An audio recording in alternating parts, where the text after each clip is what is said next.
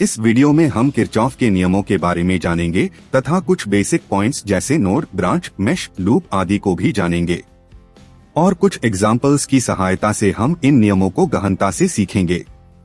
तो इस वीडियो को अंत तक ध्यान से देखिएगा। हमें उम्मीद है आपको यह वीडियो पसंद आएगा।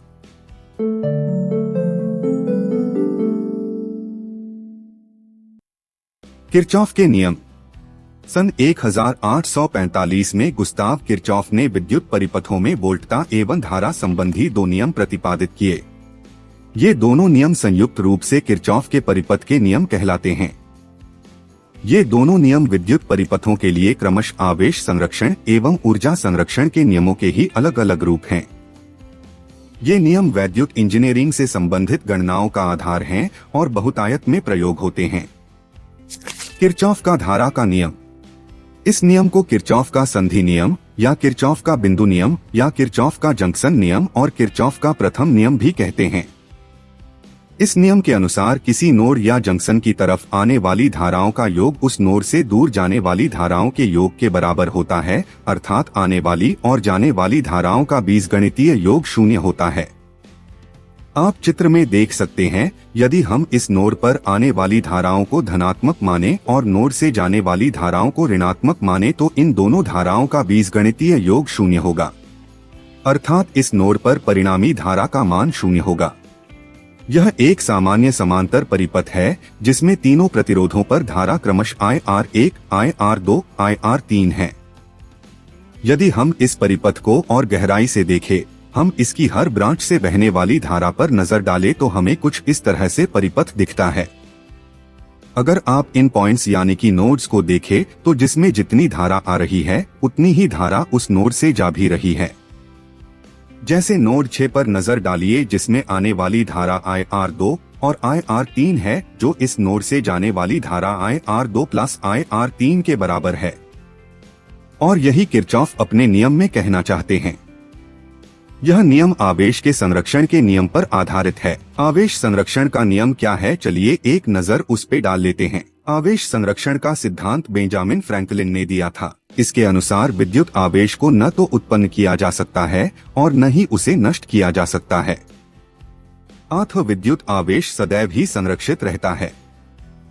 और यही चीज आप इस नियम में देख सकते हैं। परिपथ के जितने भी नोड्स हैं, उनमें जितनी धारा या आवेश आ रही है उतनी ही उससे जा भी रही है, यानी कि उस नोड पर धारा की हानि 0 है।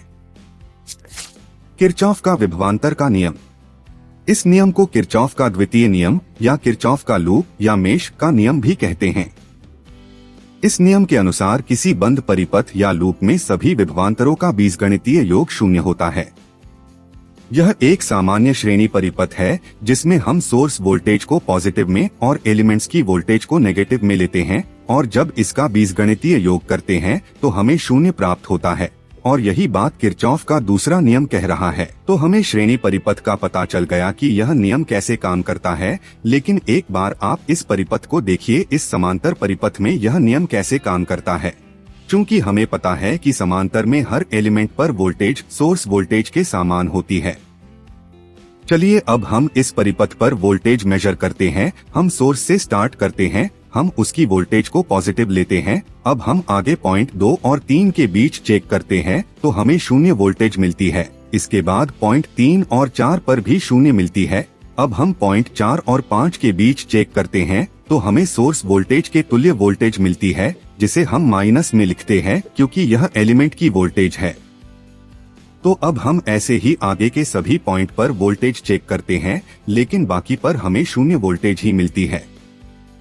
अब हम इस परिपथ की वोल्टेज का बीजगणितीय योग करें तो हमें 0 प्राप्त होता है, जो कि सही है। और अगर हर समांतर ब्रांच के साथ हम ऐसा करते हैं तो प्रत्येक स्थिति पर हमें वोल्टेज का बीजगणितीय योग 0 ही प्राप्त होता है। और यही किरचॉफ अपने नियम में कहना चाहते हैं। यह नियम सेम धारा के नियम के समान ही है, बस यहाँ धारा की जगह वोल्टता है। यह नियम ऊर्जा संरक्षण के नियम पर आधारित है। जैसे ऊर्जा संरक्षण के नियम के अनुसार ऊर्जा का न तो निर्माण संभव है न ही विनाश, केवल इसका रूप बदला जा सकता है, अर्थात ऊर्जा सदैव ही संरक्षित रहती है। तो ऐसा ही हम इस नियम में देख सकते हैं, जितनी वोल्टेज इस सोर्स से बाहर जा रही है उतनी ही वापस उसके पास आ रही है, अर्थात इस परिपथ की संपूर्ण विभव ऊर्जा संरक्षित है। चलिए अब इन नियमों को और डिटेल से देखते हैं। कुछ बेसिक पॉइंट्स है जिनके बारे में हमें पता होना चाहिए यदि हम किरचॉफ के नियम से जुड़े सवालों को हल करना चाहते हैं। इन सब को एलिमेंट्स कहते हैं। यह वोल्ट का सोर्स है और यह करंट सोर्स है तथा ये प्रतिरोध है। नोड किसी नेटवर्क या परिपथ में जिस पॉइंट पर दो या दो से अधिक कोई एलिमेंट्स आकर जुड़ते हैं उस बिंदु को नोड कहते हैं। ब्रांच प्रत्येक एलिमेंट को उसके परिपथ की ब्रांच कहते हैं, जो कि किन्हीं दो नोड से मिलकर बनी होती है। नोड को हम यूं भी लिख सकते हैं कि जहां पर दो ब्रांच आकर कनेक्ट होती है उसे नोड कहते हैं। नोड दो प्रकार के होते हैं। सिंपल नोड इसे NS से लिखते हैं, प्रिंसिपल नोड इसे NP से लिखते हैं। जब केवल दो एलिमेंट्स ही कनेक्ट हो उसे सिंपल नोड कहते हैं, और जब दो से अधिक एलिमेंट्स आकर कनेक्ट हो उसे प्रिंसिपल नोड कहते हैं। मेश किसी एक नेटवर्क का ऐसा क्लोज्ड पाथ जिसके अंदर कोई और क्लोज्ड पाथ ना हो उस पाथ को मेश कहते हैं, या कह सकते हैं कि परिपथ का सबसे छोटा क्लोज्ड पाथ मेश होता है। लूप, जबकि लूप एक नेटवर्क में सभी क्लोज्ड पाथ को लूप कहते हैं जिसके अंदर अन्य पाथ हो भी सकते हैं और नहीं भी। ध्यान दे, हर मैश लूप हो सकता है लेकिन हर लूप मैश हो ये जरूरी नहीं है। तो क्लोज्ड पाथ सर्किट किसे कहते हैं? जब धारा परिपथ के एक हिस्से से बहना स्टार्ट करती है और घूमकर वापस उसी जगह आ जाती है तो इसे क्लोज्ड सर्किट कहते हैं। तो किसी नेटवर्क में जितने एलिमेंट्स होते हैं उतनी ही ब्रांच होती है, दोनों की संख्या समान होती है। ब्रांच को हम B से दर्शा देते हैं। तो अब इस नेटवर्क में 5 ब्रांच है क्योंकि 5 ही एलिमेंट्स है, और इसमें सिंपल नोड केवल 2 है और प्रिंसिपल नोड भी 2 ही है, तो इस नेटवर्क में कुल 4 नोड है। तो चलिए अब हम इसी नेटवर्क के ब्रांच और लूप देखते हैं। वैसे तो इस नेटवर्क में आसानी से पता चल रहा है, लेकिन इनको निकालने का एक सूत्र भी होता है जो हमें याद हो तो बेहतर रहेगा, जिससे हम सटीक आंसर दे पाते हैं। किसी नेटवर्क में मेश की संख्या ज्ञात करने का सूत्र या इंडिपेंडेंट लूप ज्ञात करने का सूत्र।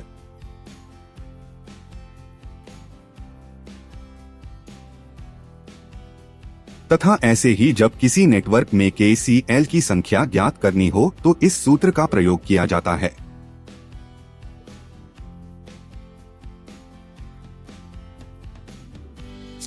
एग्जाम्पल 1।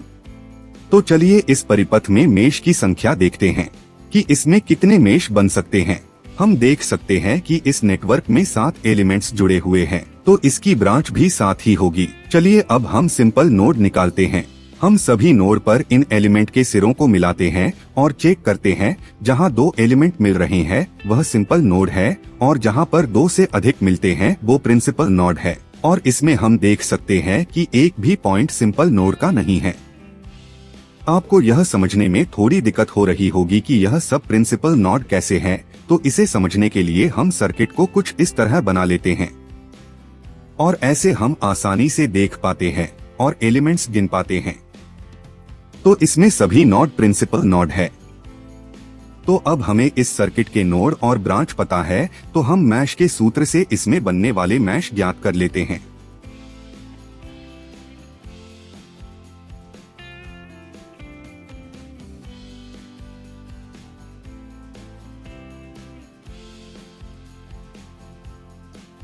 एग्जाम्पल 2। चलिए अब आप स्वयं इस प्रश्न को हल कीजिए।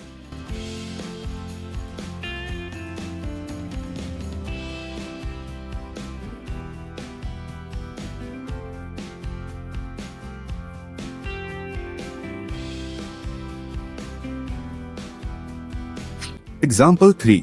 अब आप इस नेटवर्क के डायग्राम को देखिए। इसमें हम किरचॉफ के दूसरे नियम से हल करना सीखते हैं। इसमें हमें दिखाई दे रहा है कि इसमें 3 मेश बन रहे हैं, आप चाहे तो इसे हल करके निकाल भी सकते हैं। अब हम इसके हर मेश को बारी बारी से हल करेंगे। इसके लिए एक आसान तरीका है जिसमें हम एक मेश के एक हिस्से से शुरुआत करते हैं, जैसे माना यहाँ से, और लूप को घुमाते हैं और जो भी एलिमेंट सामने आता है उसके पहले चिन्ह को उसकी वोल्टेज मान लेते हैं और इनका बीजगणितीय योग 0 होता है। ऐसा ही हम दूसरे मेश में करते हैं और फिर तीसरे में। तीसरे मेश से हमें यह भी पता चलता है कि समांतर क्रम में जुड़े एलिमेंट की वोल्टेज समान होती है। एग्जाम्पल 4। चलिए हम एक आखिरी उदाहरण कर लेते हैं। इसमें हमें I1 और I2 ज्ञात करनी है। तो चलिए हम बिंदु D पर KCL लगाते हैं। चूंकि नोड पर आने वाली धारा जैसे 4 एम्पियर और जाने वाली धारा 1 एम्पियर है, तो इसका मतलब बिंदु D से C की ओर 3 एम्पियर धारा और जा रही है। अब बिंदु C पर KC लगाते हैं तो हम देखते हैं कि 3 एम्पियर आ रही है और I1 और I2 जा रही है। लेकिन इन I1 और I2 का मान हमें निकालना, तो अभी के लिए हम इसे होल्ड करके आगे के बिंदु A पर चलते हैं, जिस पर आने वाली धारा 2 एम्पियर और जाने वाली धारा 3 एम्पियर है। मतलब इस पर 1 एम्पियर धारा और आ रही है जो बिंदु B से आ रही है। अब बिंदु B पर KCL लगाने पर इसमें आने वाली धारा I1 और 7 है और जाने वाली धारा 1 एम्पियर है, तो इससे हमें I1 मिल जाती है जो -6 एम्पियर है। तो अब हम वापस बिंदु C पर चलते हैं।